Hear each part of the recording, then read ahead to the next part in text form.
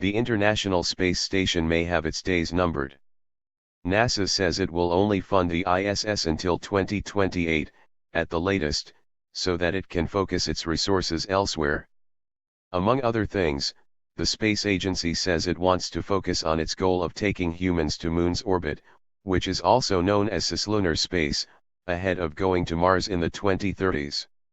"We're going to get out of ISS as quickly as we can," said William Gerstenmaier, NASA's chief of human spaceflight, last week.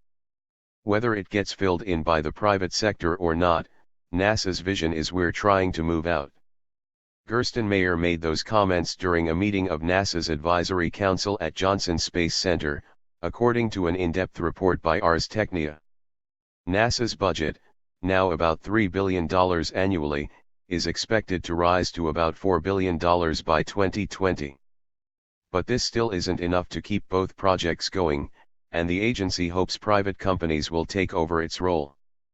But because NASA can't guarantee private groups will build an ISS 2.0, it's now encouraging companies to take advantage of microgravity research, according to Engadget.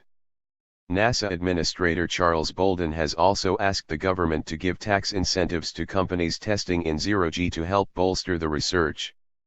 NASA has already begun to develop the technologies to send astronauts back into cislunar space in the late 2020s. NASA appears to be heeding the advice of a report by the National Research Council, NRC, in June 2014. The extensive 286-page report said NASA would be doomed to fail if it didn't alter its proposed method to get to Mars. The scathing assessment claimed that without sufficient funding, a clear goal, or help from nations such as China, NASA will not be capable of making the next giant leap for mankind.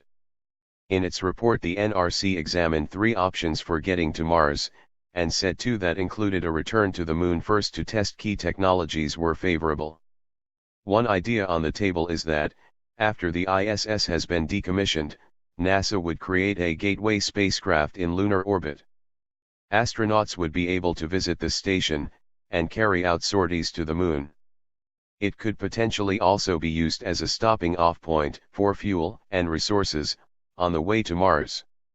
During the Advisory Council meeting, Gerstenmaier said NASA doesn't need the ISS to go into deep space.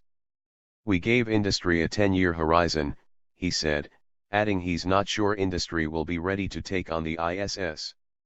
"The chances of this are low, but it's worth a try."